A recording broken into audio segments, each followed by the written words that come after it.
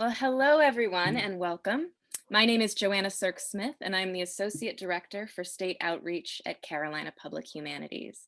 And we're thrilled to have such a broad audience for tonight's event on the theme of reparations. We are being joined by community college faculty and students, by K through 12 teachers around North Carolina, as well as by members of the general public. And I do want to take a moment up front here to extend a special thank you to all of the educators who are with us tonight.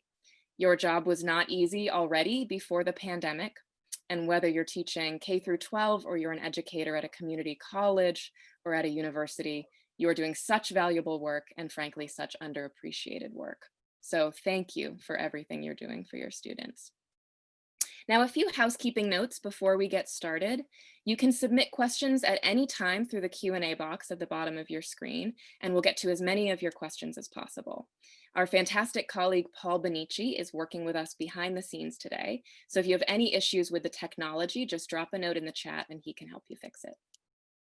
Before we get started, I also do want to say a few words about our partners for this program.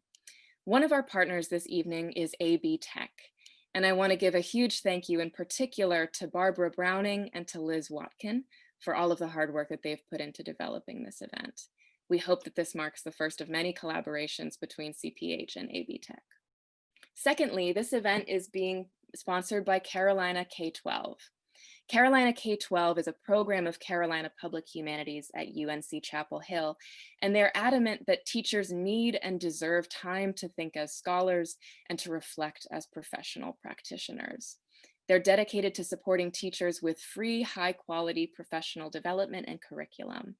So if you'd like to learn more about other programs they're hosting or to visit their database of hundreds of quality classroom resources, just visit www.carolinak12.org. I believe that link just got dropped in the chat.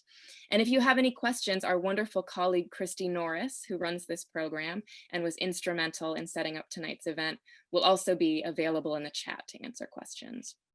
Now, our third and final partner this evening is the North Carolina Museum of History, which is located in downtown Raleigh, and which I just learned has more than 150,000 artifacts from 6 centuries of North Carolina history. They're now open with safety precautions in place, and they also have online resources and virtual programming. So you can visit them at ncmuseumofhistory.org. And together, Carolina K-12 and the North Carolina Museum of History have been providing a Teaching Hard History series with funding from the Breitmeyer Foundation. And this series promotes the essential idea that teachers learn, openly discuss, and responsibly teach about our nation's shared hard history to ensure that students understand the implications of our past, their direct connections to the present, and that they're empowered to address the challenges of the future.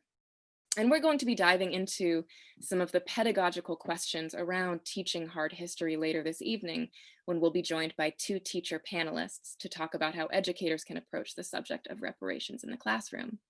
But first, we are privileged to hear a presentation from 2 leading experts on the topic of reparations, A. Kirsten Mullen and William Darity.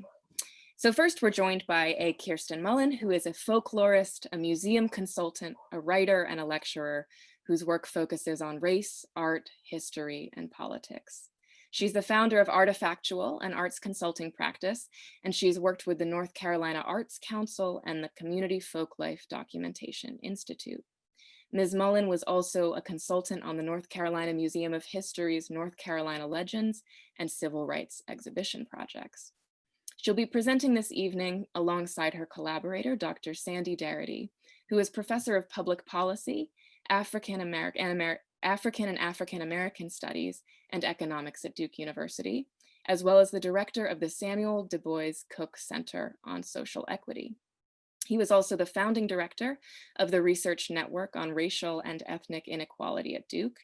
And previously, he's served in such positions as director of the Institute of African American Research, director of graduate studies at UNC Chapel Hill, and president of the National Economic Association. Kirsten and Sandy have been outspoken advocates for reparations, and together they co-authored a recently published book titled From Here to Equality: Reparations for Black Americans in the 21st Century.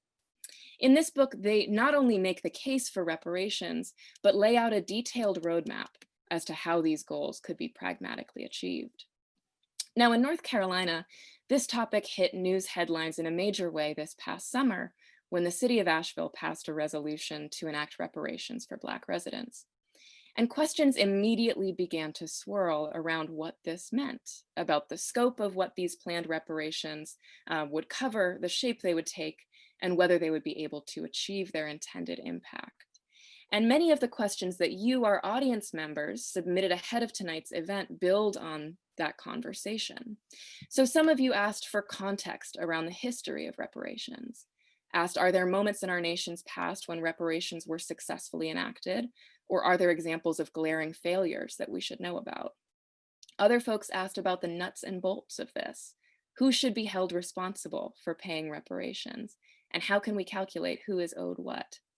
But these are precisely the kinds of questions that Kirsten and Sandy tease out in their book. So we're so grateful that they are able to join us tonight to share some of their reflections on this theme and to help us tackle these questions. So Kirsten and Sandy, welcome and thank you so much for joining us. Thank you so very much for inviting us and for this generous invitation. It is a delight to be here tonight, and especially to celebrate with AB Tech and Carolina K-12. Thank you, we appreciate it. So I want to start a bit with history, and I'm going to talk about 40 acres. You've heard about 40 acres and a mule, and 160 acres. So these are two different land grant amounts that figure very prominently in our nation's history and that resonate in the present. So the phrase, "to the victor belong the spoils," was coined in 1828 by New York Senator William L. Marcy after a landslide victory of Andrew Jackson in the presidential election. It means the winner in a competition, an election, or military quest is justified in taking any goods or benefits from the loser that they desire. Prior to the commencement of the Civil War in 1861, the land had wielded sufficient political control. The South had wielded significant political control to maintain slavery. The war represented the most significant divide the country had experienced up to that point. Over 750,000 lives were lost. We're not aware of any contemporary polling data collected to take the nation's temperature, but we have read numerous articles from reporters in pro-slavery and anti-slavery newspapers and letters and journal entries from that time. Across the nation, Blacks and whites were poised for major changes in the ways life could be conducted, including co-governance. In fact, this critical window for rewriting how Blacks and whites could coexist going further was squandered. So we write in our book, From Here to Equality. Immediately after the surrender, when the ex-Confederates had been brought down by their defeat, there was a propitious moment. From fall 1865 to early 1866, many Americans, Blacks and whites, Northerners and Southerners, expected significant penalties to be imposed on the states formerly in rebellion as a condition for their readmission to the Union. When Whitelaw Reid traveled along the Atlantic coast and spoke with a cross-section of residents, including shopkeepers, Black artisans, farmers, and planters, Freedmen's Bureau agents and officers, and freedmen in urban and rural areas, and toured several cotton plantations, he observed, quote, "It was manifest that if restoration of civil authority depended on Negro suffrage, it would be accepted," end quote. Scherzer's report to Johnson concluded, quote, "When the news of Lee's and Joseph Johnston's surrenders burst upon the Southern country, the general consternation was extreme. The public mind was so despondent that if readmission at some future time, under whatever conditions had been promised, it would have been looked upon as a favor," end quote. So here was, the ideal moment, to push forward for the full array of Black rights. Right? But when Andrew Johnson opened the door for North Carolina to reorganize its state government without making provisions for Blacks' political rights, and followed that with pardons and paroles for, quote, prominent wealthy insurgents, end quote, ex-Confederate leaders, generals, and diplomats. Southerners understood, quote, the president was willing to concede to them more power than they had dared hope, end quote. Almost immediately after Johnson's proclamation was announced, white Southerners' resistance to Black voting and civil liberties began to harden. General John W. Sprague wrote of the mood he observed in Little Rock, Arkansas, quote, those who had returned from the rebel armies were the most quiet and orderly. It is not so now, end quote. Increasingly, Southern whites were observed treating freedmen with, quote, cruelty and callousness. So,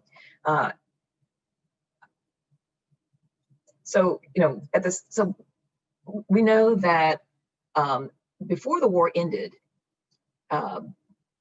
General Sherman, in the company of War Secretary Edwin Stanton, came to Savannah, Georgia, to talk to Black leaders, to get an understanding of what they needed, what would make their lives possible in freedom.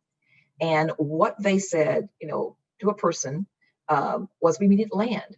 The spokesperson who they had nominated was a North Carolinian, actually, Reverend Garrison Frazier, who was from Northampton County, North Carolina.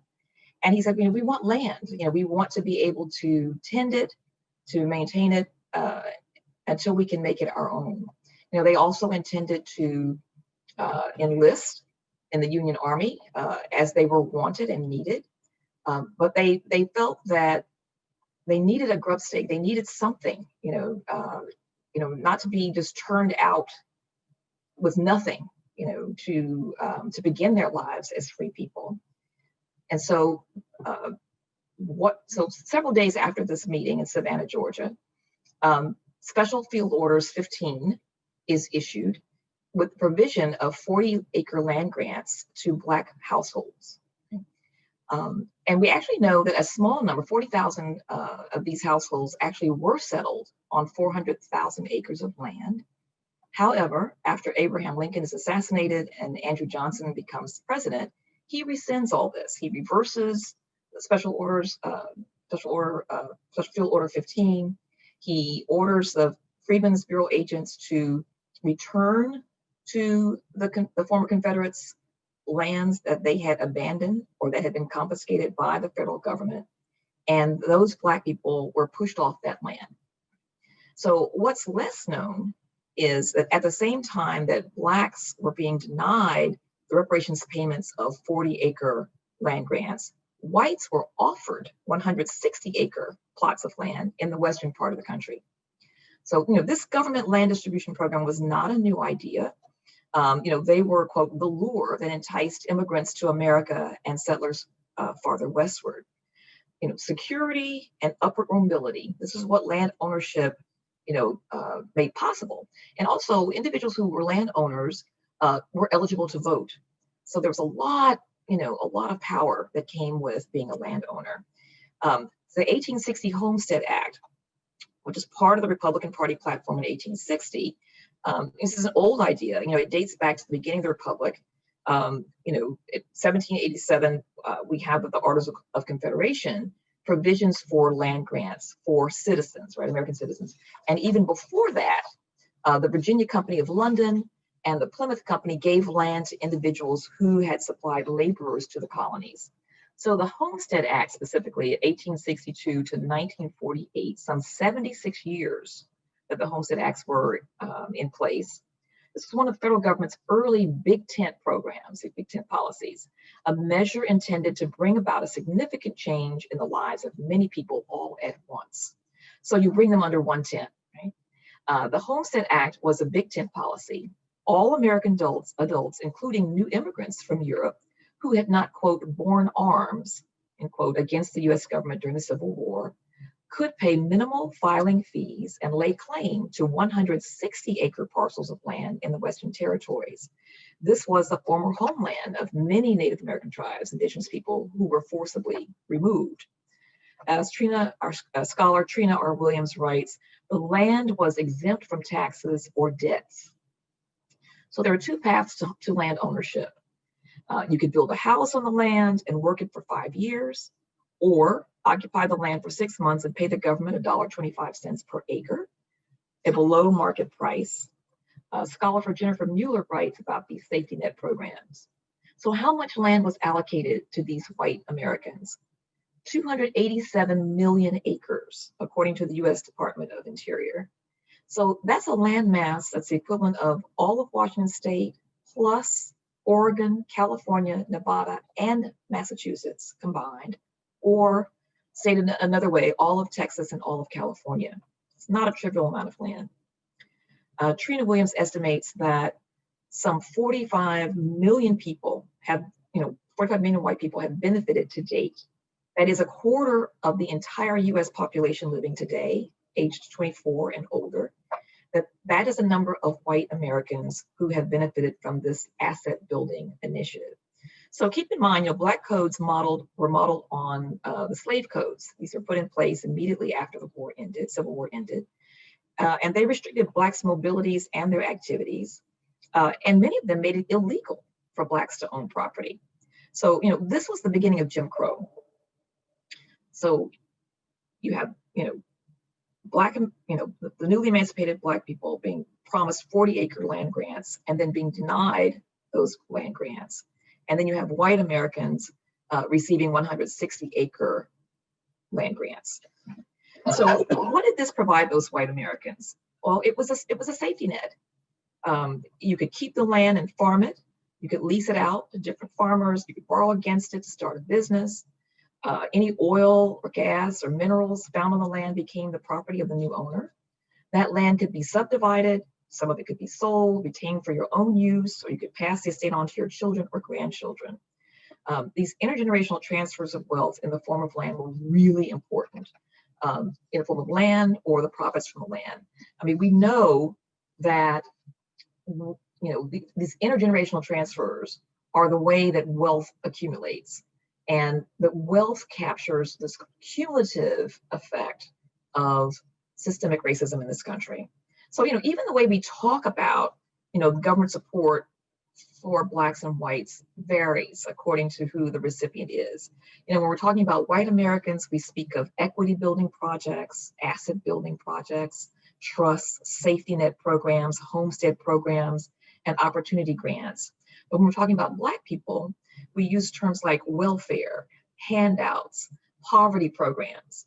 We don't begrudge white Americans these fantastic wealth building asset programs from the federal government. We simply believe that Black Americans also should have received them.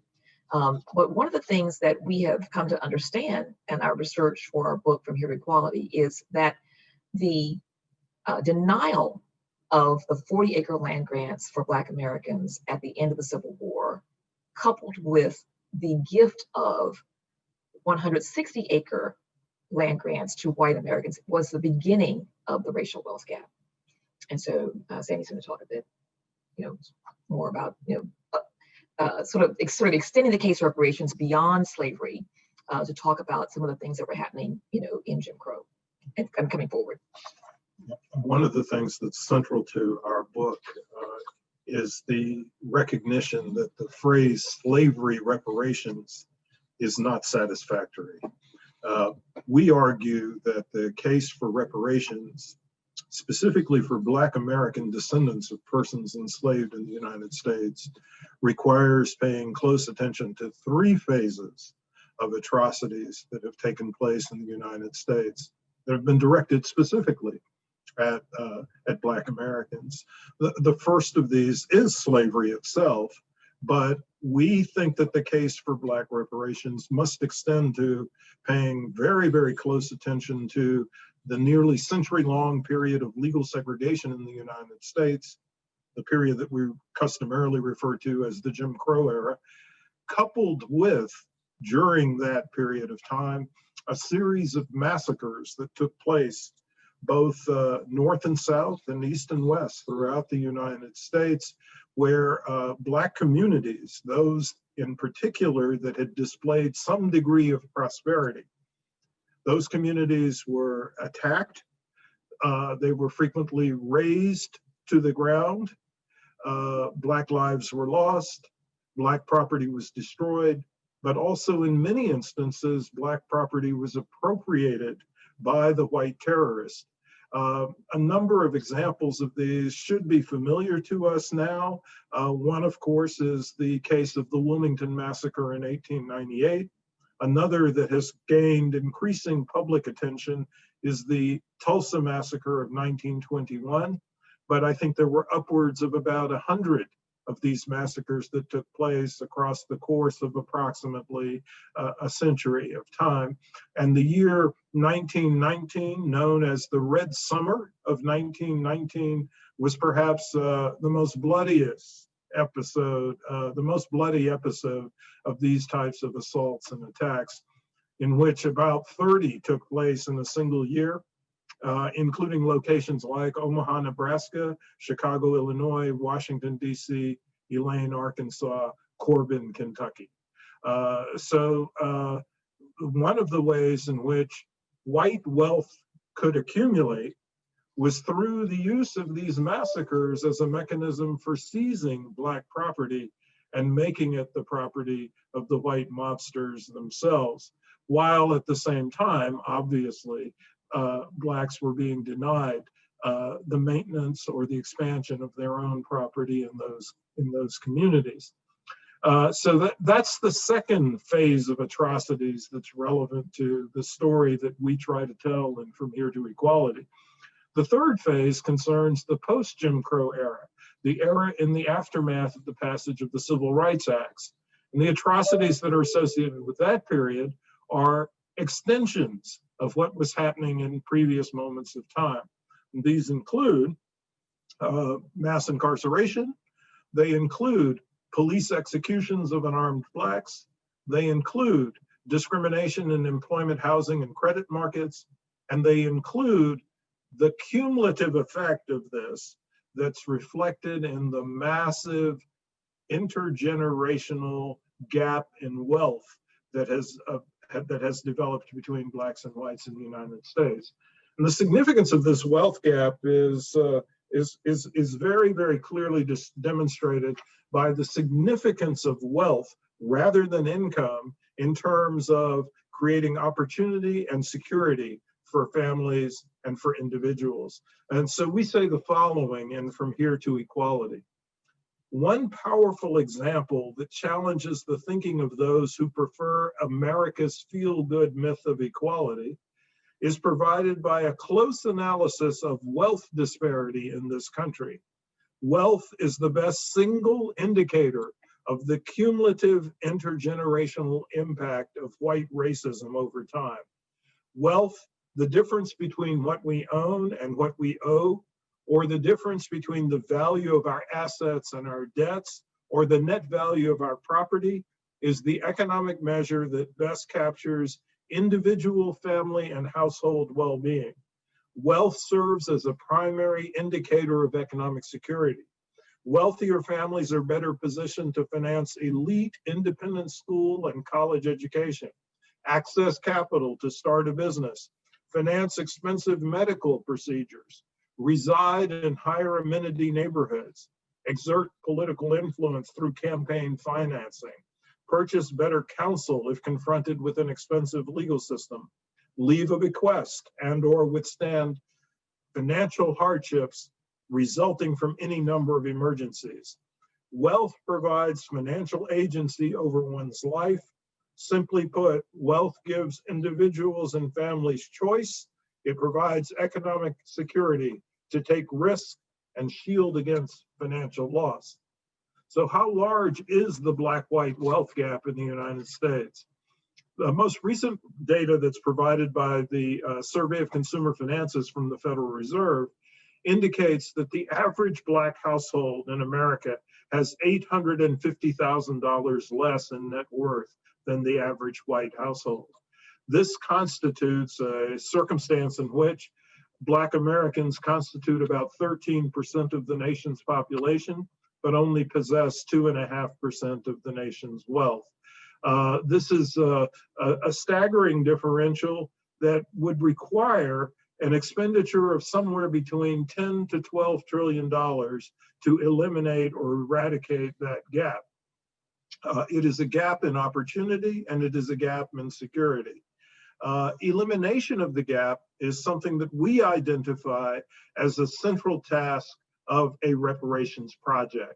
A reparations plan for Black American descendants of U.S. slavery must provide funds of a sufficient magnitude to eliminate the racial wealth differential. Now, accompanying the racial wealth differential is a long-term and sustained process of devaluation of Black lives. And this devaluation of Black lives extends from the period of enslavement to the present moment. The Black Lives Matter movement has raised this point in a very acute way, but what the Black Lives Matter movement has not done is to attempt to provide a numerical estimate of the magnitude of the devaluation of Black lives. And we attempt to do that in the pages of From Here to Equality. And so I'd like to share this passage with you as well. There are a number of ways in which numerical estimates can be placed on the differential value assigned to Black versus white lives in the United States. For example, as early as the 1840s, New York Life, the insurance company, typically insured whites for anywhere from $1,000 to $5,000, while enslaved Blacks were insured on behalf of their owners for no more than $400 and sometimes for as little as $200. It has been estimated that in 1928, there was one hospital bed for every 139 white Americans, but only one for every 1,941 Black Americans, indicating that the average Black life was worth only 7% of the average white life. During the Jim Crow years, when the dual system of schooling operated, the gap in per pupil expenditures provides a powerful index of the magnitude of the discount rate on Black lives. For example, in 1939-1940, per pupil expenditures for white students in most of the southern states were 3 times more than they were for Black students, suggesting that a young Black life was worth about 30% of a young white life. In Mississippi, per pupil expenditures were 7 times greater, suggesting that in Mississippi at that time, a young Black life was worth 15% of a young white life. In Alabama in 1912, a cluster of counties spent 32 cents on Black students' education per every $15 spent on white students' education, implying that a white youth's life was deemed to be worth an incredible 4,700% more than a Black youth's life. Today, the estimated difference in spending per Black and white student is reduced substantially, although a 13% gap remains. Unfortunately, the narrowing of the spending gap disguises a profound racial gap in curriculum and instruction in a world of desegregated schools. That gap involves the distribution of students across the more challenging curriculum and the courses that are deemed less challenging. So Black students are disproportionately concentrated in classes that are identified as being regular classes versus the over-concentration of white students in classes that are identified as being for the most gifted learners. And this differential in gifted education is so extreme that it suggests that Black youths are being assigned a value of less than 40% of the worth of a white child in the nation's schools. And finally, the gap in the rates at which Blacks and whites are killed in police shootings delivers another message on the devaluation of Black lives. For example, Black men are killed by the police at 3 times the rate of white men each year, implying that Black men's lives are worth 1/3 of white men's lives. There's a question in the chat that asks if we would identify the page numbers from Here to Equality that we're reading from. So Sandy just now was reading from pages 220 and 221. And then earlier I was reading from page 1. That's the chapter on Beyond Jim Crow. And I was reading from pages 161 and 162. So to continue this discussion about the devaluation or confiscation of Black property, I want to talk a bit about Black businesses and residential districts that were destroyed by the highway system and gentrification, and to speak just so briefly about Charlotte, North Carolina. So in the 19th century, the federal government free equity programs, this is what Neil Kashkari, who is the president and CEO of the Minneapolis Federal Reserve, calls these programs for individuals, these land acquisition programs. So free equity is what Neil Kashkari called them. So in the 19th century, the federal government's free equity programs were all about land ownership. But by the 20th century, the source had shifted to home ownership. This was the road, the path to middle class status. So we write in From Here to Equality, and again, this is from 221 and 222. Apart from the barriers of land ownership, Black home ownership was restricted throughout the 20th century by discriminatory redlining, differential access to government finance for home mortgages, and most recently by the subprime mortgage crisis that was induced by the banking system's loan pushing schemes. So not infrequently, though, the neighborhoods that Blacks were forced into historically, inner city districts where amenities were minimal, became the targets of, quote, urban renewal, or as some referred to it, Negro removal, just in time for white gentrification to take hold. Middle-class Black communities of long standing became the only possible location for highway systems, and once upgraded and redesigned, became the homes of middle and upper income whites. This is what happened in Charlotte, North Carolina. We write in the book about Anthony Fox, who was the Secretary of Transportation during the second Obama administration and the one-time mayor of Charlotte. So he grew up in Charlotte and becomes the mayor, and he spoke of a community that was called Brooklyn, and said that it had been eviscerated by the interstate system. Today, that Black enclave no longer exists. Fox estimates that throughout the United States, during the first 20 years of the installation of the interstate highway system, some 475,000 families and more than 1 million citizens were displaced. And these overwhelmingly were residents of Black communities. So redlining excluded Blacks from federally backed mortgage loans and insurance, and Black-owned homes appreciated at a lower rate than structures of comparable size and construction quality owned by whites.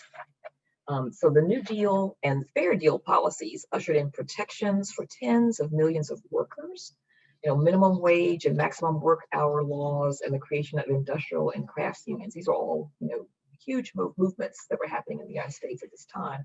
But since Blacks were mostly employed in farm work, employed as farm workers and domestics, they were excluded from these protections. So again, these big tent policies that, on paper, were created to serve, support, and to elevate all Americans, disproportionately benefited whites and disproportionately eliminated or just, were not made available to Black Americans.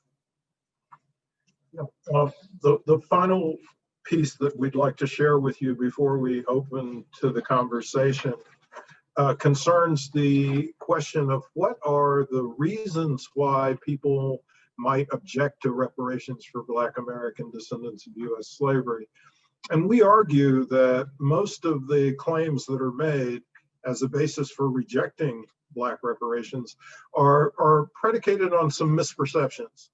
One set of misperceptions focuses on the way in which we think about the history of the United States, particularly with respect to the period of slavery, the Civil War, and the Reconstruction era, and how that historical record has been distorted and manipulated, particularly by the United Daughters of the Confederacy and the Daughters of the American Revolution. We talk about some of those misperceptions in detail in the 12th chapter of our book, where we try to address some of the standard complaints that are raised about the case for reparations. But we also think that there's another set of misperceptions that are pertinent, and these involve the question of what determines the racial wealth gap in the United States. And our focus is on the notion that it's American public policy that has created those wealth differentials. And as a consequence, a reparations program is a requirement for providing the transformative alternative policies to address that huge differential. But people frequently argue that there are a number of indirect routes towards eliminating the racial wealth gap. And this effectively would bypass the nation's obligation to put resources directly in the hands of eligible recipients. These alternative routes or indirect routes include scholarships, subsidies for home purchases, steps to produce more two-parent families, and funds to promote small business development. Now, none of these steps, however desirable, taken singly or collectively, will solve the problem produced by the cumulative intergenerational effects of white supremacy on Black wealth accumulation. So let's take scholarships or education. More scholarships to support Black educational attainment certainly are a fine idea, but they will do little to eliminate the racial wealth gap. Black heads of household with a college degree have 2/3 of the net worth of white heads of household who never finished high school. Home ownership has attained a nearly romantic status in American life as the path to greater wealth, but it's noteworthy that for persons in the upper 20 to 25% of the wealth distribution, residential properties that they live in themselves are not the primary elements of their portfolios. And while the white home ownership rate exceeds 70% and the Black home ownership rate is below 50%, equalizing rates of home ownership, while discriminatory differences in home equity values persist, will do little to close the racial wealth gap. With respect to family structure differences don't explain the racial wealth gap either. The median Black two-parent family typically has about 1/2 of the wealth of the median single-parent white family. And small business development is not the answer either. The racial difference in wealth associated with business ownership is so vast, so much so a focus on support for Black-owned small businesses also will do very little to close the gap. Prior to the pandemic, all Black-owned businesses combined had annual retail sales that were less than half of Walmart's annual retail sales taken alone. Only 4% of those businesses had more than one employee.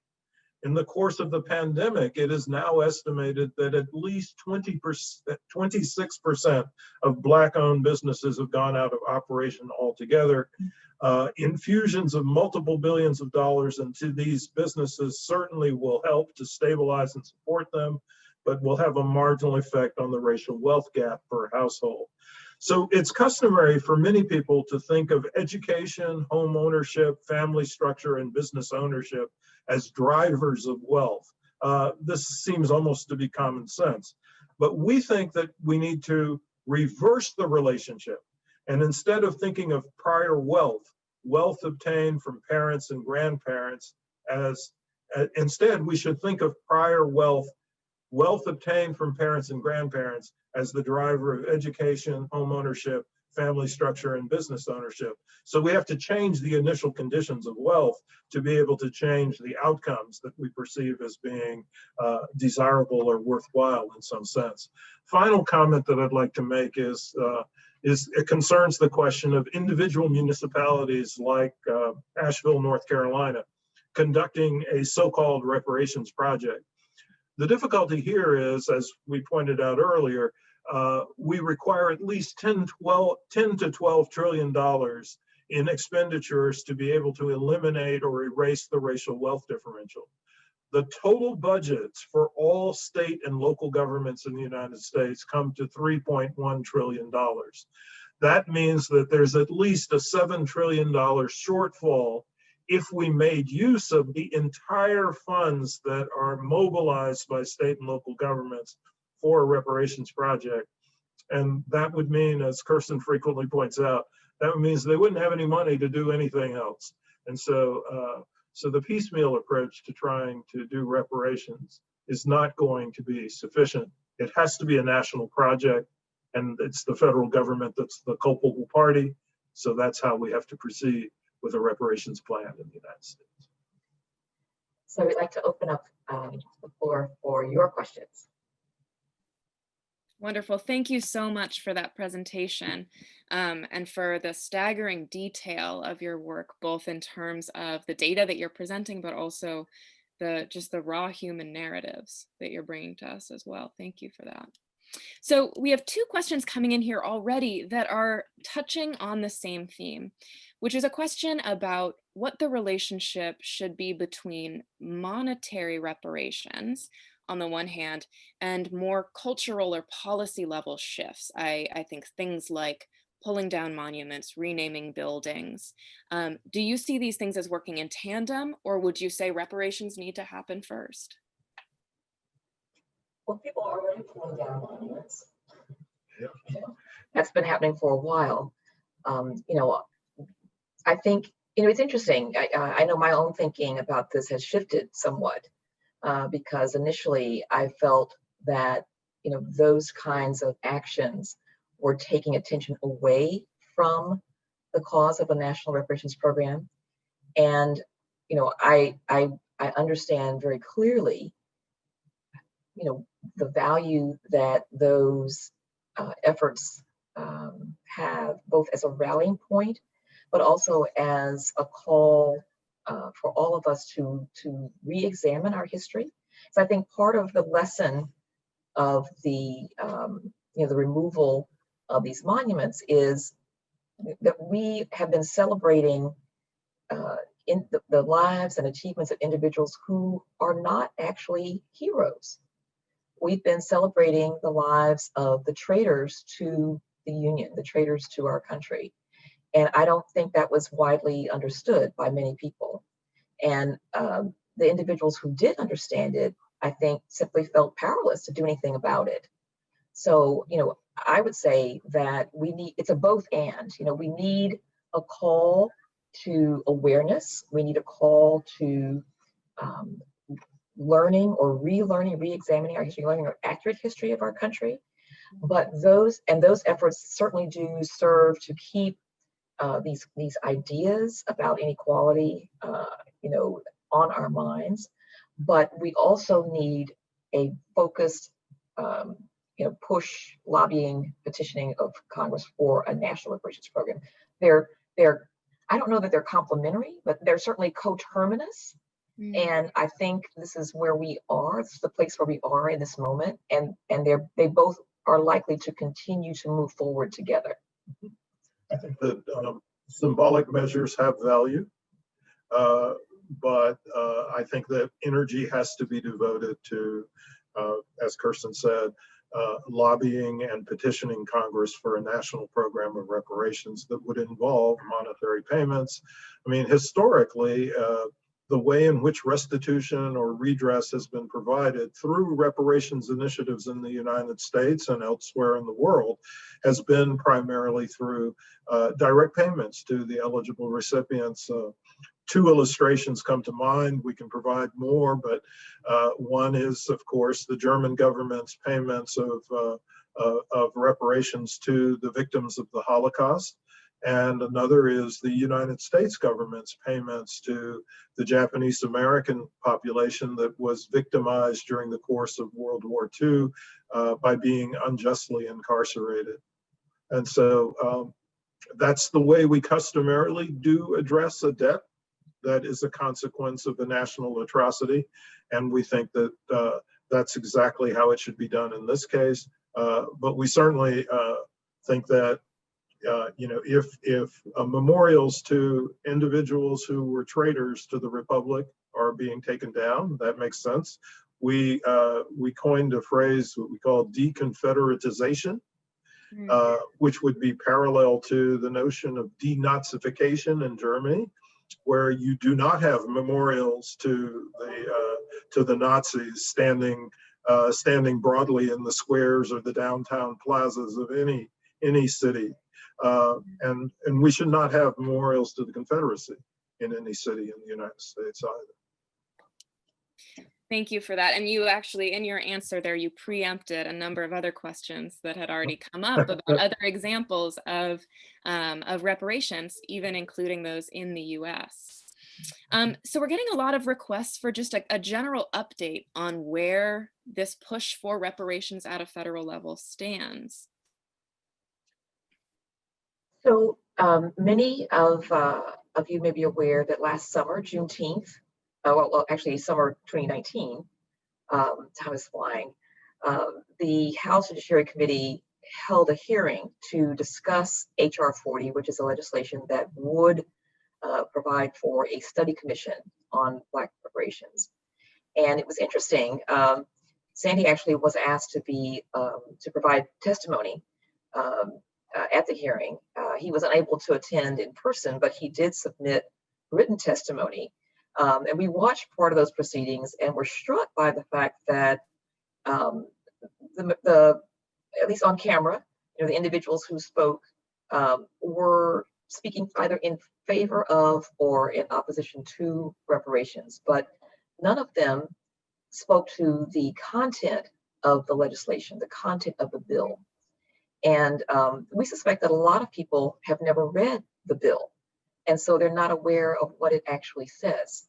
But we have read the bill. Sandy's testimony did speak to some specifics about the legislation and to some shortcomings of the legislation. So there, which we'll talk about in a moment. But there definitely are individuals and organizations that are pushing for HR 40 to be passed. 170 signatories have come forth. So at this point, from the House, and on the Senate side, it's a smaller number. I want to say it's about 20 people. 20 elected officials have supported the Senate side, and the bills are identical. They have different numbers, but they are identical. A number of cities have. Well, let me back up. We know of only one city, Durham, North Carolina, that has advocated for a national reparations program that has three specific criteria.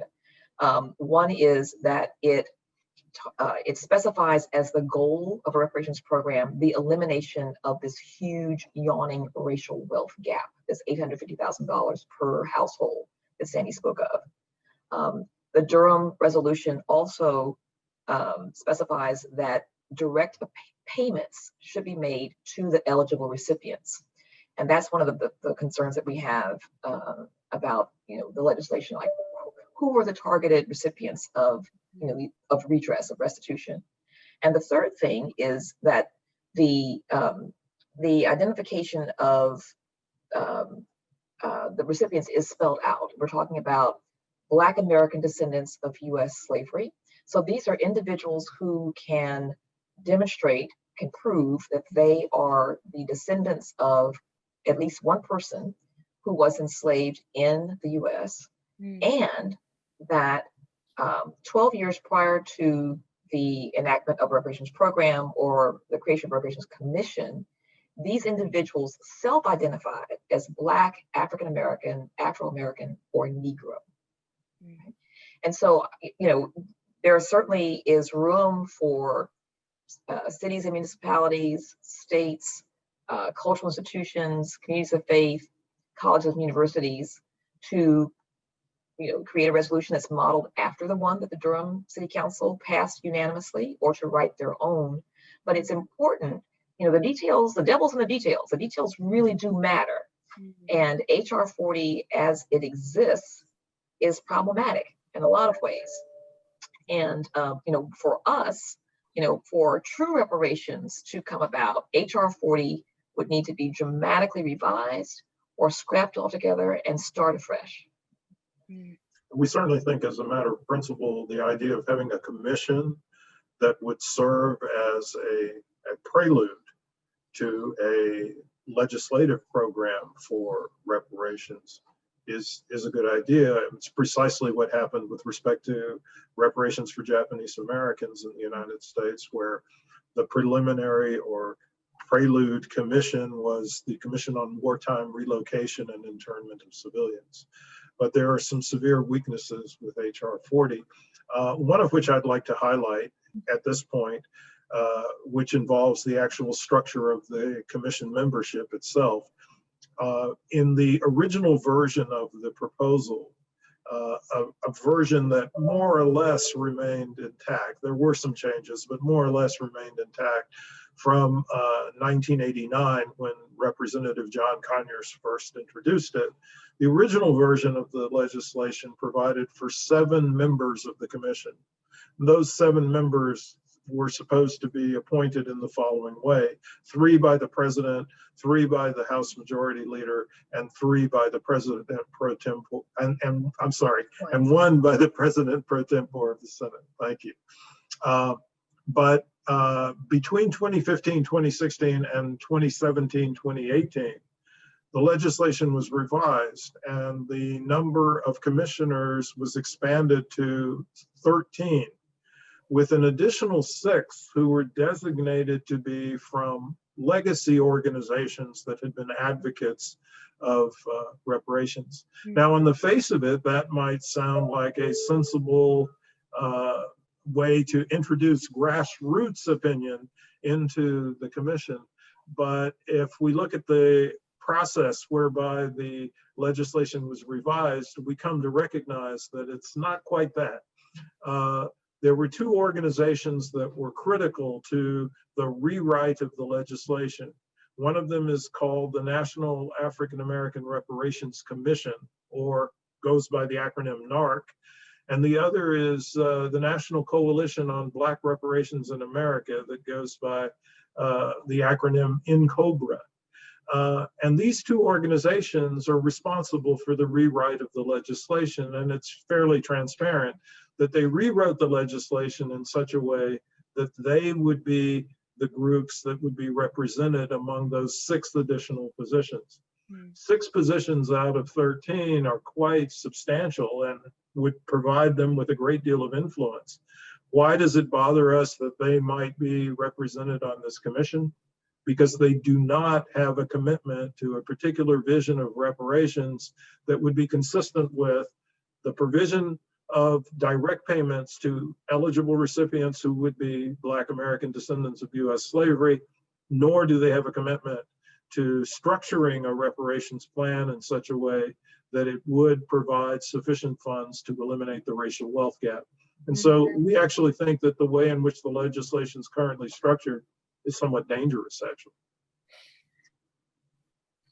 Thank you for that. Following up on this question about how this could play out at a federal level, how this could be enacted, we're getting a lot of questions about where the money would come from and about how we can convince Americans that it is worth it to put the money towards reparations in this way. So I would love to hear your thoughts either on, well, both on where that money could be drawn from, what role perhaps private institutions who have benefited from structural racism, what role they would have to play, if any, and what kind of a shift in voter attitudes might need to happen in order to get this moving. So, one thing that we've learned both with the banking crisis in the last decade and with the CARES relief support more recently is that the federal government has the capacity to commit overnight, huge sums of money to the American people without increasing their taxes. I mean, that's been something that I hope people have paid attention to. $3 trillion package has already been authorized and dispersed. So we have the capacity to pay restitution to Black American descendants of restitution. The question is, do we have the will? And I guess I would, kind of turn that back around and say, what is your will? What are you prepared to do? Are you prepared to write a letter?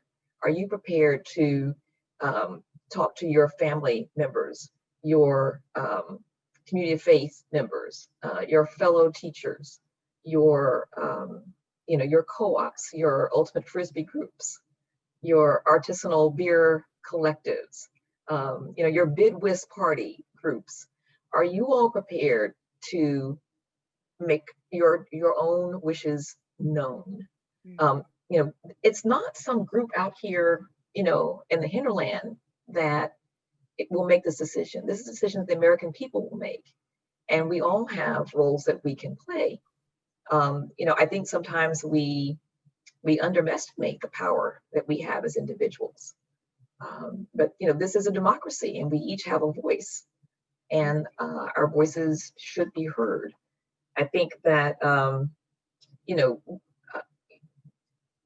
it is certainly the case that it will take a significant number of Americans to make this happen.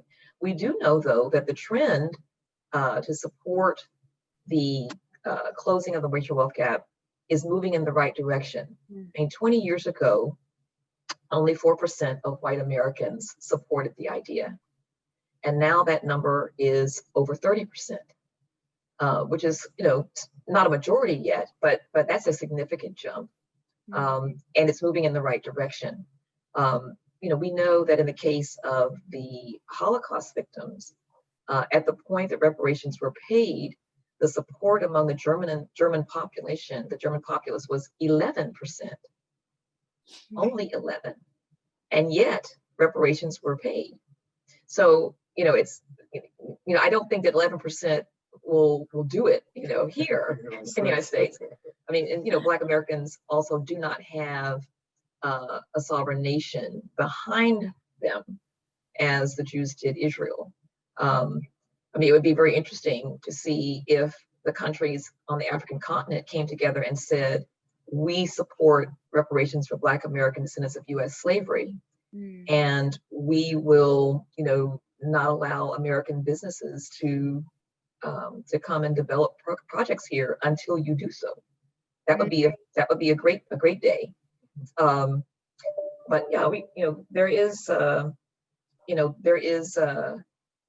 lot of work that we can do as individuals. Did you want to talk a little bit about private institutions? I mean, this sort of guilt or the role that they might play. Yeah, well, but also, at the risk of being glib, I think that the question about how you will pay for it is always a question that deflects us from doing good things in America.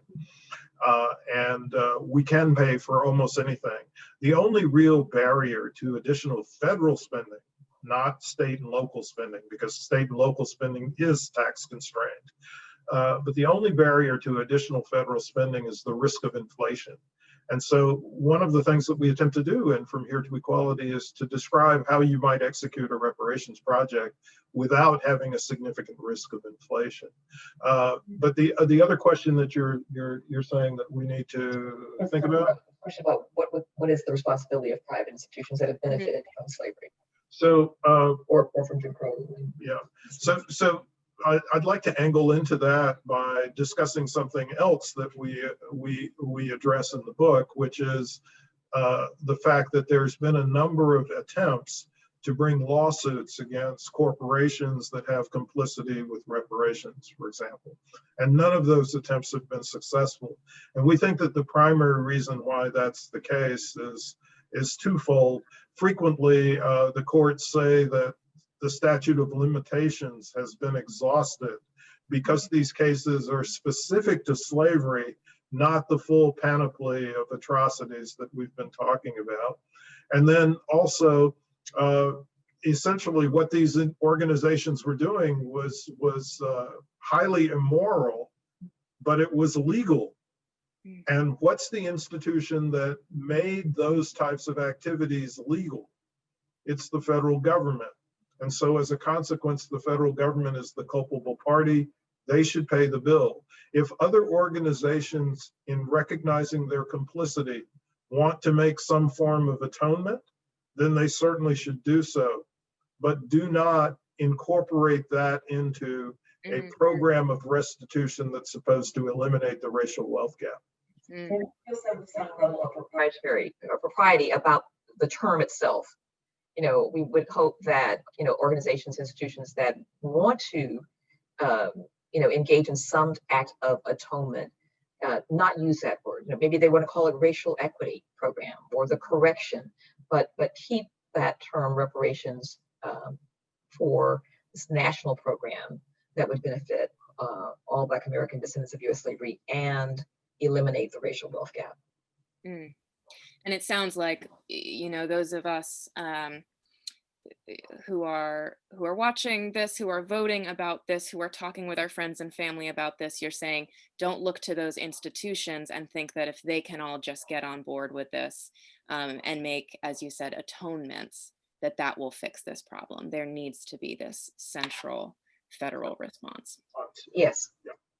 Well, we don't want to say that other institutions right. take positive action. There are roles that they can play. But that's not an alternative to a national program. Right.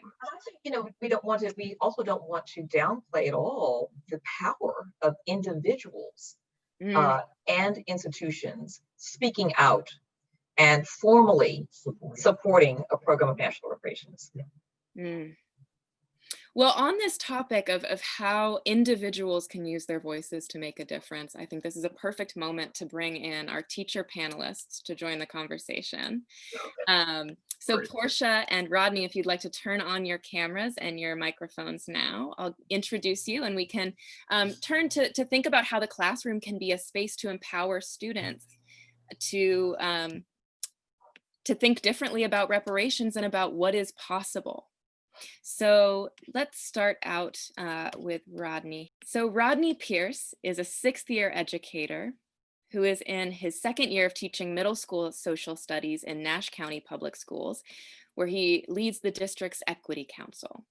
And he was the 2019 North Carolina Council for Social Studies Teacher of the Year, and was elected to the council's board of directors back in February. He's also a member of Carolina Public Humanities Advisory Board, a fellow of Carolina K-12, the Public School Forum of North Carolina, the Center for Racial Equity in Education, and he was recently named a 2020 Javits Fraser Scholar by the National Association for Gifted Children. He's a specialist in place-based curriculum, and he worked as a writer on the new state social studies standards for the Department of Public Instruction. Rodney has had his historical research published in the Washington Post, and he's currently working as an education consultant with the North Carolina Museum of History. So thank you so much for being here with us today, Rodney. Thank you for having me. And we are also joined today by Porscha Orndorf. Porscha received her MA in sociology from Eastern Tennessee State University, and she is passionate about teaching. This is her 11th year teaching at AB Tech. And working within the sociology department there, she's able to teach classes like this semester's seminar in social diversity. And she lives in the mountains with her 2 children, her wife, and what sounds like an absolutely wonderful menagerie of animals. So thank you for joining us today as well, Porscha. Thank you. Glad to be here, Joanna. So we would love to hear from both of you about why this theme of reparations, along with other potentially difficult or controversial topics, is so important to bring into classrooms. So Rodney, let's start with you. Is this a topic that you've taught on? And if so, why does it seem important? Thank you, Joanna. Yes, I have taught on this. I've taught on this in 7th grade. I've taught on it in 8th grade, which I currently teach. This is an important topic because we as African Americans, as those of us who are not only the descendants of the formerly enslaved, but the descendants of the former slaveholders, we are all dealing with the legacies of the institution of chattel slavery. We're talking about things such as the racial wealth gap, which Dr. Darity and Mrs. Mullen spoke on, but let's also talk about the mortality gap. Let's talk about the gaps in healthcare coverage, the gaps in education access. There's a quote from a young lady, her name is Christy Kistler. She's a family physician at UNC Health in Chapel Hill and an instructor in the UNC School of Medicine. She says, from birth, you are more likely to die if you are Black in this country than if you are white. You are less likely to have high quality education, access to healthcare, and advancement. That is a direct I'm trying to think of the right word. That's a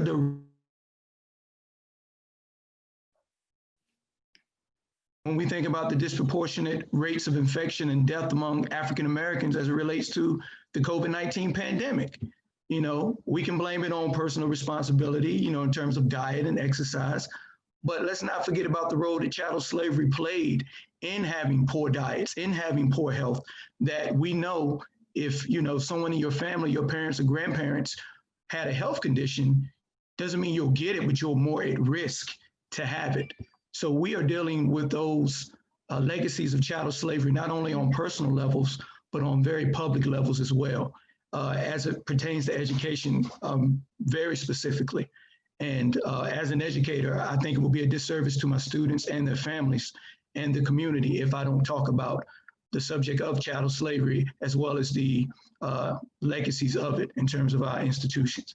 It sounds like you're saying, you know, why is it important to bring this theme up? How can I possibly teach history honestly if I don't bring it up? How can I teach about the present moment honestly if I don't bring it up? That's correct. And Porscha, thinking about this at a college level, why does it still feel important to you to be bringing this to the classroom instead of saying, you know, students will be reading about this on the news on their own? There are a lot of reasons, and I think Rodney touched on many of them, and not all K-12 educators are even as aware as Rodney or aware at all of this history. And I think that when I think about teaching really hard things in my classroom, I wonder how much my students have gotten before they get to me. And some of my students are early college students, so they are still in high school, they're dual enrolled in college courses. And this might be their first introduction to a different perspective of history than they have ever heard before. It may be their first time really being asked to think critically about something. Not that we don't try to do that in K-12 schools, but it is definitely the focus of college education, is to practice viewing the world from multiple perspectives. And so we could do that with silly activities, right? Or we could do that with things that are meaningful and things that are important. And so if I'm going to be a part of what Kirsten called the call to awareness, which is what we as teachers do, right? Then I'm going to choose the harder path. I'm going to choose the harder things to wrap our heads around, or the harder things to get into. And as a sociologist, it's my responsibility to teach my students that the social structure they live in didn't just appear when they were born, right? Mm-hmm. That it's built on generations, it's built on thousands of years of human history, but it's built on, specifically for my students right now in this time and space, it's built on hundreds of years of American history, specifically US American history. And so if I'm not addressing those things with them, then I'm not teaching them about social structure. I'm not teaching them about institutions. I'm not teaching them about the ways that policies have an impact on their lives, right? So that's really my drive, is to make sure that, you know, history has already been revised by whoever won whatever battle in the history of the world, right? So if history is written by the victors, what have we already lost? So it's our job as educators to breathe a new life into the information that we have maybe lost, or that we still have and we can still access, and that hasn't quite been lost yet. And how do we bring that back to our students is a question that I often ask myself. How do I make this relevant again? How do I get them wanting more of it? Yeah, so mostly I wholeheartedly concur with Rodney. It's not much different in a college setting than in an elementary school setting or a middle school setting. It's just about making sure that our students have access to thinking tools and to information. And do you have any specific strategies that you turn to get students engaged in a new way in a topic like reparations? For me,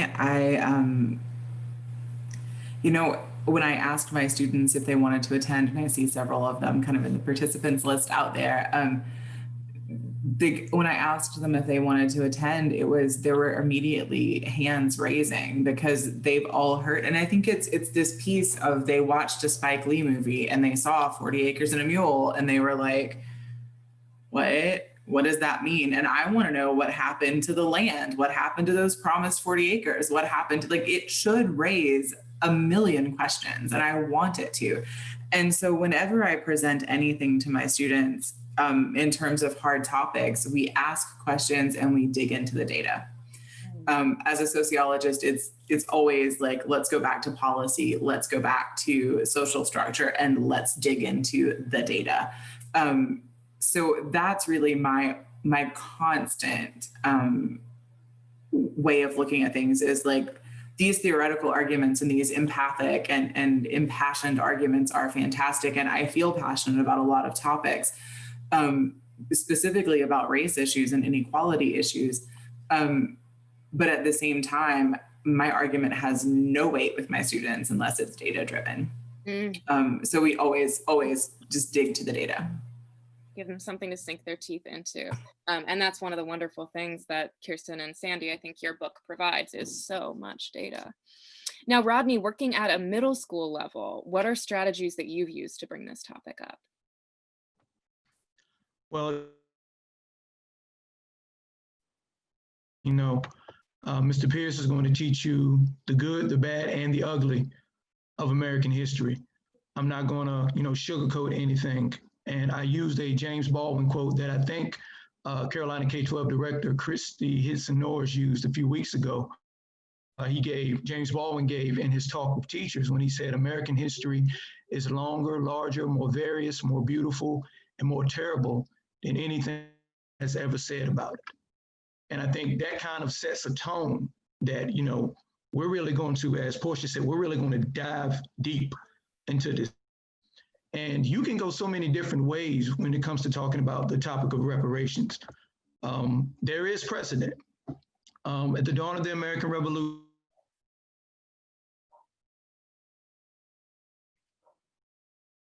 Lexington and Concord by her slave master, she petitioned the Massachusetts General Court in 1783 and 1793 for a pension or reparations.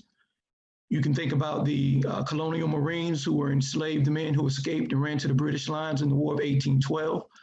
The colonial slave owners wanted to be compensated for losing their property. They wanted reparations. You can bring it in that way.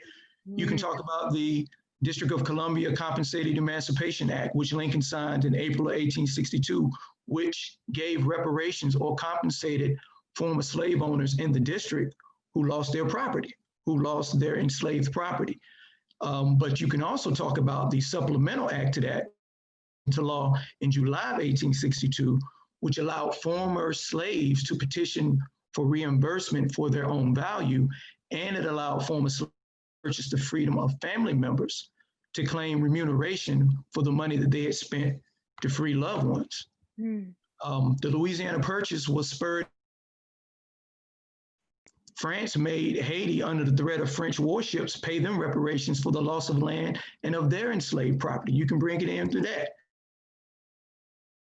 In North Carolina, passed a quote unquote reparations bill that I know Dr. Darity has done studies about, when it agreed to compensate victims who were sterilized under the Eugenics Board of North Carolina back in the early 20th century. You also have Henrietta Wood, who petitioned for reparations in 1870, I believe, from her former master, 10 years after the beginning of the Civil War. So you have a lot of junctures in the history of the United States or in the history of North Carolina where you can bring in the topic of reparations with another party or with formerly enslaved people and show, hey, this has been done. Not just for enslaved people, but it's been done for indigenous people. President Obama also earmarked $12 million for Holocaust survivors back in 2015.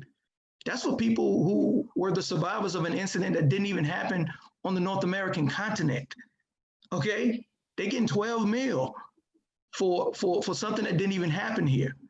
But when he was asked about the concept of reparations for the people who overwhelmingly supported his candidacy, overwhelmingly defend his presidency. He was more practical. That personally was a slap in the face, but I ain't gonna go there. But, you know, you have the Civil Liberties Act of 1988 for Japanese Americans who were, you know, mass incarcerated in those concentration camps. So you just have all of these different American history that, or in world history, that you can interject the idea of reparations and start segueing into, okay, well, why don't we talk about reparations for people who were enslaved in the United States, for those Black Americans who are the descendants of those people, you know? And when you do that, you can start digging into the history of your own county. How many people were enslaved in Buncombe County, you know, where Porscha is? How many people were enslaved in Halifax County, where I live? You know, so there's so many ways you can go with it if we are willing to do the work, if we're willing to put in the work to do the research. Yeah. Kirsten, you want to jump in? I appreciate both the perspectives that Porscha and Rodney are bringing. This is really, really important information, especially for teachers to hear and to think about. But I did want to say one thing, you know, I think Porscha said that, you know, history is written by the victors. But in the case of our history, it was written by the losers. And I think it's really important to talk to your students about why that happened. You know, why did white America allow that to happen? And why did white America allow that to be our story for such a long time? You know, here we are 55 years later, talking about that. And I think, you know, that it wasn't, you know, the Russians, you know, who wrote our textbooks. You know, Americans wrote those textbooks. And I think that's really important for us to face and unpackage, because that legacy is critical. Yeah. And that legacy is a big part of why there is such strong resistance to reparations. That legacy is a big part of what makes it difficult for white Americans and even some Black Americans to truly see the damage that has been done and continues to be done to Black American descendants of U.S. slavery. You know, that false narrative carries forth in some of the most iconic cultural pieces in American life. If we think about two of the films that highly, highly influential in the evolution of Hollywood movie making. One of them, of course, is Gone with the Wind in 1939, along with The Wizard of Oz, probably the most influential films that were ever made in the United States. And we should unpackage the kind of narrative about slavery, the Civil War, and Reconstruction that is carried through in that particular film. And the other is an earlier one that was just as devastatingly significant and actually triggered the revival of Klan activity in the United States, which was the film Birth of a Nation.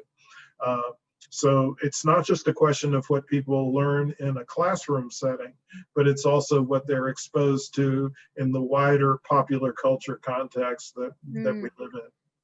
And also what happens when those films are taught as history as opposed to fiction.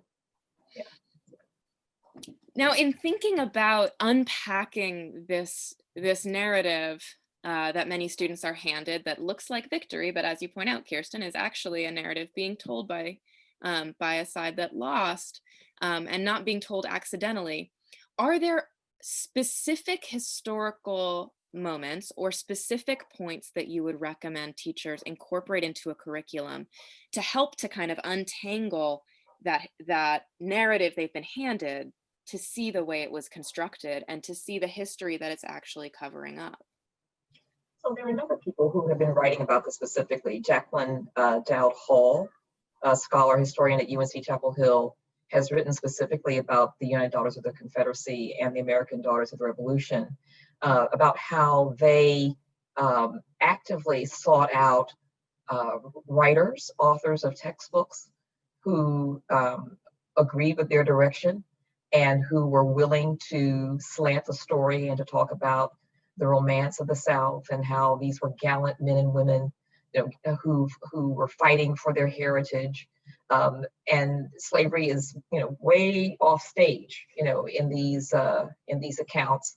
And when slavery is mentioned, this is the best thing that ever happened to Black people. It saved them from, a life of savagery and barbarism.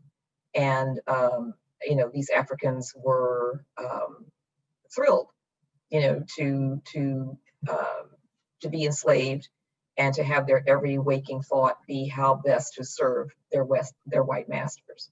So, I think that's, we need to really kind of look at how these things happen. We learned about Charles Dew's memoir, The Making of a Racist. This is a historian who teaches, I think he's emeritus now at Williams College, thank you. Mm-hmm. And when he was a child, one of his father's partners, his law firm, gave him a book called The Confederate Reader. It's a very popular tome that was published around 1951.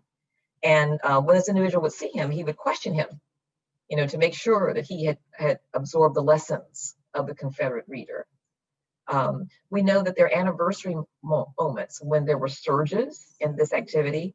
So the 50-year anniversary of the Civil War is when you see the UDC and the DAR feverishly raising money to build monuments. This is when they are giving money to different colleges and universities to have buildings constructed with the names of Confederate leaders.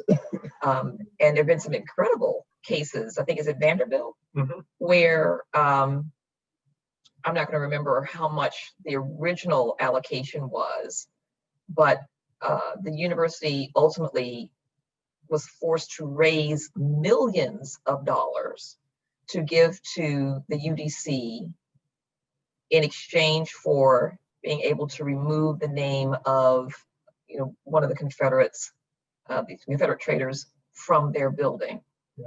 I mean, wasn't it the case that that 50-year anniversary is the window of time in which the Silent Sam statue was erected exactly. on 1932 or 3, I want to say. Yeah. Mm-hmm. So there are these moments. Some people have suggested that they correlated when these incremental rights for Black Americans were passed, and there is some connection there, but more commonly, it's the anniversaries of the cessation of the war itself. Where these things happen. So if you look at the 100-year anniversary, I mean, Confederate monuments are still being constructed today. This is not a movement that has ended by any means. Even as they're coming down, they're still going up. So teaching students to look at the way these histories are being constructed with a really critical eye. And Porscha, as you pointed out, that gives them skills that they can then carry well beyond the curriculum of one semester, to continue re-examining the culture they grew up in, the literal spaces around them, and the narratives they've been handed. So we've got a few more questions that I'd love to tackle here before we close out. I'm trying to combine questions. We've got so many wonderful ones in the Q&A. One question that's come in from Zainid Saeed is about pushback. Oh, I'm sorry, that's not actually who this question was from. This was from Ellen Perry and Joella Bitter. And they're both asking questions about potential pushback either from administrators of a school or from students themselves to being taught about reparations. So I'd love to hear your thoughts on how to handle that potential pushback. I don't know if one of you wants to jump in first, Rodney. If you're in K-12, I'm assuming that the people who are asking are in K-12, use the standards to your advantage.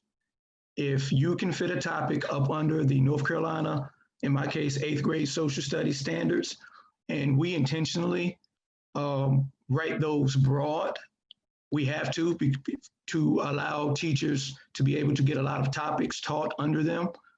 Make sure that you can justify whatever you are teaching under the North Carolina state standards or the study. That's what I would say do, because we talk about a lot of other things in terms of what are the legacies of these military conflicts that we talk about. Revolution, the Civil War, the War of 1812. Okay, well, one of the legacies of the Civil War is what happened to the South following that conflict. What happened to the descendants of those who were enslaved? What happened to the descendants of those who were enslaving them? And I think that's what revert back, excuse me, always revert back to the standards. And I think in a lot of cases, you have to be prepared for the pushback because it's going to come.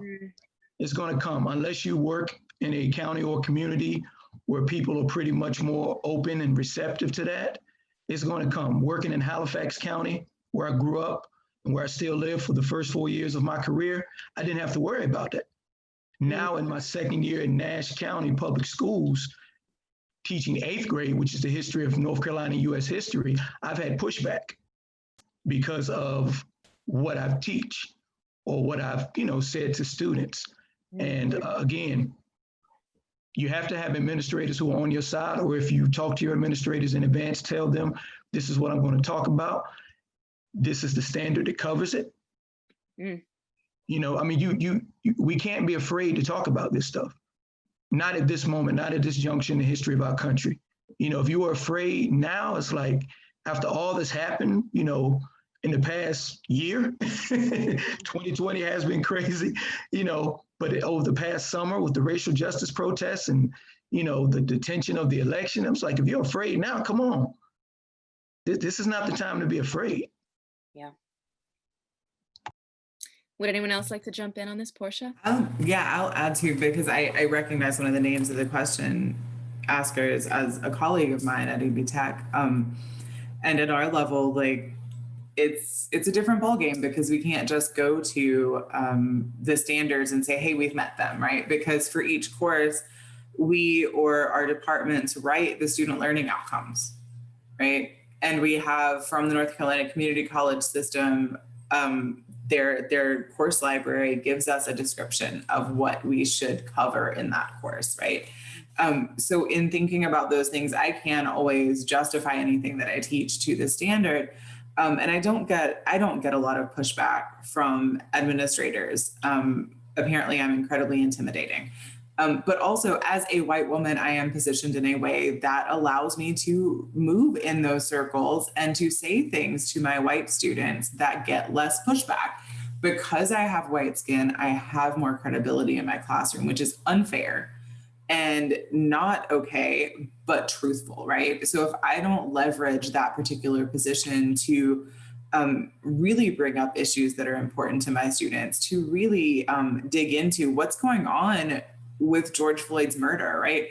What's going on with the Black Lives Matter movement in a social diversity course, right? If I'm not bringing that up, then I am doing a disservice to my white students because they're not going to pay attention because it doesn't affect them. Not that they won't, they will, but they also won't because it doesn't affect them in a visceral way. And I think it's really important that the substance be there. And so when I get pushback from students, I mean, my constant go-to is just, well, the rest of the world is it's always from white students that I get pushback. And I was raised by a family who were active in the Klan when I was a child. So that's a strange piece of my own history. And so to be an adult anti-racist white woman, right, actively dismantling racism in my daily life and in my classroom, I connect with those students who are coming from a place similar to my own. Working class, poor white background, parents who continually spout racist ideas and then claim not to be racist, right? Of course, because we're not racist, but that Klan meeting was really important to get to. We're not racist, but those kids aren't allowed to play at our house, right? Those stories that they always get. And so it's always just kind of going back to, well, where did that narrative come from? Like what's feeding this pushback for you? How do I help you do the work that I was compelled to do by the great teachers I had in college and moving forward? And so I look to them for that insight, and I try really hard not to back down from this is real life. this is the world that you're going to live in when you leave the shelter of your parents, right? And you need to be prepared for that. The same thing I would want for my own children, raising 2 white girls, right? Like raising 2 white girls to be anti-racist is a whole different, like it's an experience, right? So when I think about what I do with my students, I go back to what it is that I do with my kids. And I want to, my 14-year-old sent me screenshots of her math class and a kid had a Trump-Pence flag behind him. And I was like, would you be able to wear that t-shirt to school? And she's like, yeah, it's totally cool. Like all the kids do it. And I was like, oh geez, right? Like we're having a conversation. She's like, I feel uncomfortable like with his video being on. You know, like it's a hard thing. But no, I always go back to connecting to my own past and how I can, I guess, empathize with those students who are pushing back and how it is my responsibility not to empathize with them, but to bring them from that point to where they can be and to help them build awareness. Yeah. But that's my particular take on how we handle hard stuff. I mean, I feel like both you and Rodney are kind of repeating the same theme, that the only way to teach history honestly is to push students to engage with this issue of reparations, even if it makes them uncomfortable, even if administrators push back on it. That is, you are doing them a disservice if you do not. Yeah, that's powerful. Well, we're getting a lot of requests for resource recommendations, and we will actually, I'll send out an email to our speakers this evening to see if there are any specific resources they'd like us to share, and we can send those resources out in an email to everyone who registered. But real quickly here, are there any resources that you'd like to give a quick shout out to for teachers looking to incorporate the theme of reparations into their curriculum? I mean, you got the best one right here in my mind. I'm going to agree with Rodney on that one. The book is incredible and so incredibly well researched that I've been following Dr. Darity's work for 3 years, and I was always open to the concept of reparations, but as Porscha said, when you have the data, to back up, this is why this is important, and you can break it down in terms of, the racial wealth gap and all of those things, that just blew me away. And thank you. Thank you very much. Yeah. I think we were consulting here, and we think that a book that is really vital for, particularly for college level students to read, is W.E.B. Du Bois's Black Reconstruction in America. Great. All right, well, we'll gather additional resources and we'll be sending those out to everyone. I feel like we could keep talking all night, but I do want to respect everyone's time. So I'll just ask everyone one final question here before we go, which is, what in your mind is the most important takeaway for students who are learning about reparations? What do you want them to leave the classroom with that they did not have when they came in? Rodney? That I posted on my social media channels. It was in light of the racial justice protests that were going on during the summer, because it looked to be a very multiracial, multi-ethnic conglomerate of people. And I said, everybody who's out here in the streets saying they want justice for Black folk, they want, cops who unjustly kill unarmed Black men and women to be prosecuted to the fullest extent of the law. I said, that's all well and good. But if you're talking about justice for Black people, particularly those of us who descend from chattel slavery, and it doesn't include reparations, then you don't want full justice for us. You just want the justice that you're comfortable with.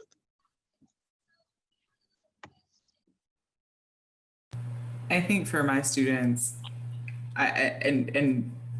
so I would always tell them, if it doesn't make them uncomfortable, then it's doing them no good. Like coddling them, helping them feel comfortable, that does none of us any good any day of the week. There's absolutely zero personal growth, intellectual growth happening in their comfort zone. As Rodney was saying, like they want like we talk about it all the time, but reparations are a piece of this. Money is a piece of this. Policy change is a piece of reparations. If we don't talk about racist policy, if we don't talk about social structure that is inherently, like, that is built on racist ideas, then we're not going to make real lasting change. So arresting the officers who killed George Floyd is not the one answer. It's a piece of the puzzle, right? But reparations is another piece of that puzzle. And it could be that abolishing the prison system is what it takes to end the mass incarceration of Black folks in the United States. The prison abolition movement is huge, right? And that's one of the things that I would talk about in a classroom as a part of reparations, right? And so I think that it's always, if your buttons aren't being pushed, then you need to seek new information that pushes your own buttons. That's the piece, right? That's the big piece. Fantastic. So I would hope that students would, conduct research on their own families, learn your family history, find out who all of the slave holding members of your family are. There's a misconception that, maybe 2 or 3% of whites in the South, were slaveholders, and the numbers are much, much higher than that. In Mississippi and South Carolina, they're over 50%. Okay, it's huge. And even those folks who are descended from families that did not own Black bodies were connected to the slave trade, either through jobs policing Black bodies, providing supplies, foodstuffs, hiring those people out, prosecuting them in court. And there's all kinds of ways that white America, North and South, was tied to the slavery and the slave trade. But I think, finding out what roles your parents played,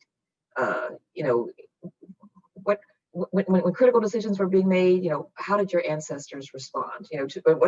What does your family know about the political positions that your ancestors took? And I wanted to say lastly something about that too. So in the context of reparations, what do you know about your family's access to the Homestead Acts? To find out, who in your family may have been a homesteader, and where were they, and what happened to that property? Yeah, I think that the critical takeaway that I'd like to see young people come away with is a recognition that Black Americans have been consistently denied full citizenship in the United States, that the passage of the 14th Amendment did not actually have the effect of creating effective full citizenship for Black Americans, and that a reparations project is the route towards providing the material conditions for full citizenship for Black American descendants of U.S. slavery. Well, thank you so much to all of you for sharing your insights, for sharing your expertise on the topic of reparations, on the art of teaching itself.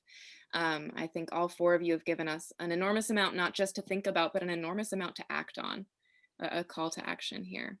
So thank you all so much for taking the time to be with us tonight. And thank you to all of our audience members for joining us as well. All right, everyone. It's a pleasure to be with you. Thank you so much. Good night. Take care. Good night, everyone. Good night.